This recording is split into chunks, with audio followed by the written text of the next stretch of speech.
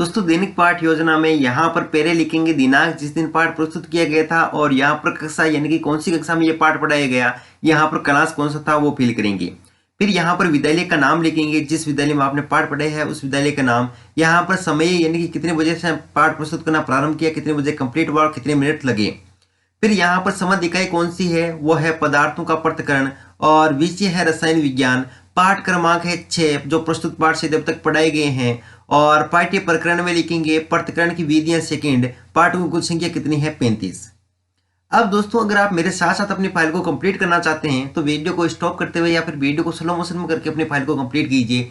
मैं जल्दी जल्दी बोलने का प्रयास करता हूं ताकि वीडियो शॉर्ट बने और आपका डेटा कम से कम खर्च हो। अब दोस्तों उद्देश्य में पहला आएगा ज्ञानात्मक। इसमें यहाँ पर अपेक्षित व्यवहारगत परिवर्तन में क्या लिखेंगे, छात्र पदार्थों के पृथक्करण का प्रत्यय स्मरण कर सकेंगे, छात्र पदार्थों के पृथक्करण का पुनः स्मरण कर सकेंगे। दूसरा है अवबोध। इसमें लिखेंगे छात्र पृथक्करण की विधियों में संबंध स्थापित कर सकेंगे, छात्र आसवन व चुंबकीय विधि में अंतर स्पष्ट कर सकेंगे। फिर है अनुप्रयोगात्मक। इसमें लिखेंगे छात्र पृथक्करण की विधियों का अपने दैनिक जीवन में प्रयोग कर सकेंगे, छात्र पृथक्करण से संबंधित ज्ञान का उच्च कक्षाओं में अध्ययन के दौरान उपयोग कर सकेंगे। चौथा पॉइंट है कौशल। इसमें लिखेंगे छात्र पृथक्करण से संबंधित प्रयोगों में दक्षता प्राप्त कर सकेंगे। फिर नेक्स्ट प्रश्न है सहायक सामग्री। इसमें लिखेंगे चार्ट, संकेतक, चुंबक, प्रयोग संबंधी सामग्री एवं कक्षा उपयोगी सहायक सामग्री आदि। शिक्षण विधि पर विधि में लिखेंगे प्रश्नोत्तर विधि और व्याख्यान विधि। दोस्तों यहाँ पर लिखा हुआ नहीं है, आपको लिखना है प्रश्नोत्तर विधि और व्याख्यान विधि। फिर है पूर्व ज्ञान। इसमें लिखेंगे छात्र पृथक्करण के बारे में पूर्व ज्ञान रखते हैं। फिर है प्रस्तावना, पाठोपस्थापन। इसमें हमें एक टेबल बनानी है। ऊपर लिखेंगे यहाँ पर क्रम संख्या, यहाँ पर पाठ छात्राध्यापक क्रियाएं। अगर आप छात्राध्यापिका हैं तो छात्राध्यापिका क्रिया और यहाँ पर छात्र क्रिया। अब पहला क्वेश्चन लिखेंगे पदार्थ का सूक्ष्मतम कण क्या कहलाता है, तो छात्र क्रिया में क्या आएगा परमाणु। सेकंड क्वेश्चन है परमाणुओं से मिलकर क्या बनता है, तो छात्र क्रिया में क्या आएगा अणु। तीसरा क्वेश्चन लिखेंगे अणु और परमाणु मिलकर क्या बनाते हैं, तो पदार्थ। चौथा क्वेश्चन है पदार्थ को मिश्रण से अलग करना क्या कहलाता है, तो यहाँ छात्र क्रिया में क्या आएंगे पृथक्करण। पांचवा है पृथक्करण की विधियों के बारे में आप क्या जानते हैं, तो छात्र क्रिया में आएगा समस्यात्मक या फिर निरुत्तर। अब दोस्तों आता है उद्देश्य कथन, पाठ्याभिसूचन, जिसमें लिखेंगे आज हम पृथक्करण की विधियों के बारे में अध्ययन करेंगे। फिर है प्रस्तुतिकरण, पाठ का विकास, जिसमें हमें 4 कॉलम की एक टेबल बनानी है। पहले कॉलम में लिखेंगे अध्यापन बिंदु, दूसरे में लिखेंगे छात्राध्यापक छात्राध्यापिका क्रियाएं, तीसरे में लिखेंगे छात्र छात्रा क्रियाएं और 4 कॉलम में लिखेंगे श्यामपट्ट सारांश एवं सहायक सामग्री। अब अध्यापन बिंदु में पहला आता है आसवन, तो इसमें पहले हम विकासात्मक प्रश्न करेंगे। तो पहला क्वेश्चन है प्यास लगने पर हम क्या करते हैं, तो छात्र छात्रा क्रिया में क्या आएगा पानी पीते हैं। दूसरा क्वेश्चन है जल को गर्म करने पर क्या होता है, तो यहाँ छात्र छात्रा क्रिया में क्या आएगा जल गर्म हो जाता है। फिर है तीसरा क्वेश्चन जिसमें लिखेंगे जल को और अधिक गर्म करने पर क्या होता है, तो छात्र छात्रा क्रिया में क्या लिखेंगे उबलने लगता है और उसकी वाष्प बनने लगती है। फिर चौथा क्वेश्चन है जल की वाष्प को ठंडा करने पर क्या बनेगा, तो यहाँ छात्र क्रिया में क्या आएगा वाष्प जल की बूंदों में बदल जाएगी।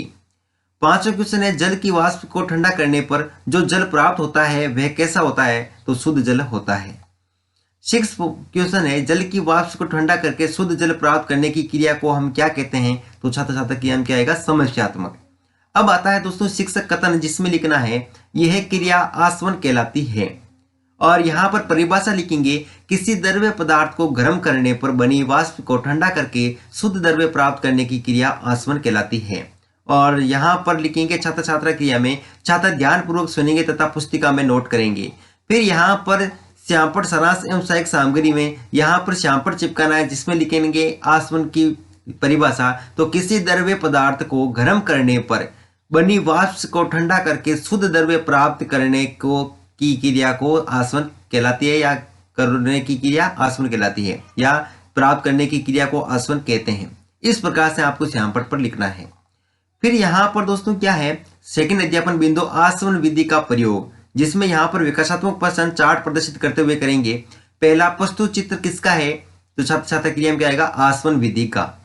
दूसरा है चित्र में आपको कौन कौन से उपकरण दिखाई दे रहे हैं, तो यहाँ छात्र छात्रा क्रिया में क्या आएगा स्टोव, बाल्टी, प्रेशर कुकर, मग, नली आदि। तीसरा क्वेश्चन है चित्र में प्रेशर कुकर की सीटी के स्थान पर क्या लगा हुआ है, तो यहाँ छात्र छात्रा क्रिया में क्या आएगा रबर की नली। चौथा क्वेश्चन है रबर की नली कहाँ कहाँ से गुजर रही है, तो यहाँ छात्र क्रिया में क्या आएगा पानी की बाल्टी से मग में जा रही है। और पांचवा क्वेश्चन है, स्टोव द्वारा प्रेशर कुकर को गर्म करने पर क्या होगा? तो छात्र छात्र क्रिया में क्या आएगा? निरुत्तर।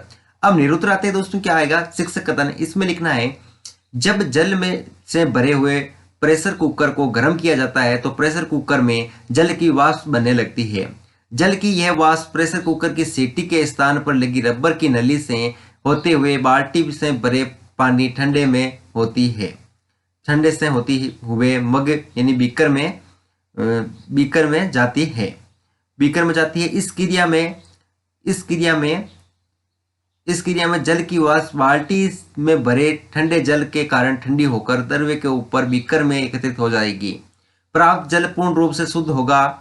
और लिखेंगे कि इस क्रिया में जल की अशुद्धियां कुकर में बची रह जाएगी। आसवन विधि से प्राप्त जल अशुद्ध जल कहलाता है। और यहाँ पर छात्र छात्रा क्रिया में क्या लिखेंगे? छात्र ध्यान पूर्वक देखेंगे वे नोट करेंगे। फिर दोस्तों इस कथन के सामने श्यामपट पर हम यहाँ पर यह जो चित्र है वो दर्शा सकते हैं। फिर दोस्तों यहाँ पर तीसरा अध्यापन बिंदु क्या है? चुंबकीय पृथक्करण। इसमें पहले विकासात्मक प्रश्न करेंगे जो चुंबक को प्रदर्शित करते हुए, तो यह क्या है? तो छात्र छात्र क्रिया में क्या आएगा? चुंबक। दूसरा क्वेश्चन है, चुंबक का गुण क्या है? तो छात्र छात्र क्रिया में क्या लिखेंगे? यह लोहे की वस्तुओं को अपनी ओर आकर्षित करती है। तीसरा क्वेश्चन है, लोहे के मुरादे और रेत को मिला दिया जाए तो क्या कहला बनता है? तो छात्र छात्र क्रिया में क्या आएगा? लोहे व रेत का मिश्रण। चौथा क्वेश्चन है, यदि इस मिश्रण पर चुंबक घुमाया जाए तो क्या होगा? तो छात्र छात्र क्रिया में क्या आएगा? लोहे के कण चुंबक पर चिपक जाएंगे। पांचवा क्वेश्चन, मिश्रण से चुंबक द्वारा लोहे के कणों को अलग करने के पश्चात क्या बनता है? तो रेत बचती है। क्या बचता है? तो रेत बचती है। सिक्स क्वेश्चन है, यह क्रिया क्या कहलाती है? छात्र छात्र क्रिया में क्या आएगा? निरुत्तर। अब है शिक्षक कथन, जिसमें लिखेंगे यह क्रिया चुंबकीय पृथक्करण कहलाती है। छात्र ध्यान पूर्वक सुनेंगे। फिर यहाँ पर परिभाषा लिखेंगे, किसी मिश्रण में से लोहे को पृथक करने के लिए चुंबक का उपयोग करते हैं, यह विधि चुंबकीय पृथक्करण कहलाती है। फिर दोस्तों यहाँ पर छात्र छात्र क्रिया में छात्र ध्यानपूर्वक सुनेंगे। यहाँ पर श्यामपट सारांश सामग्री में अगर आपको उचित लगे तो इस परिभाषा को इस श्यामपट पर लिख दीजिए। यहाँ पर श्यामपट चिपकाएंगे और इस परिभाषा को लिख देंगे।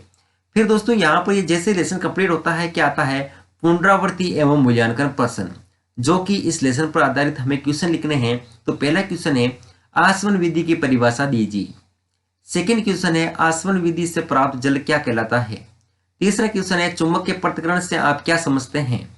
फिर गृह कार्य में लिखेंगे क्वेश्चन, आसवन विधि का प्रयोग द्वारा वर्णन कीजिए।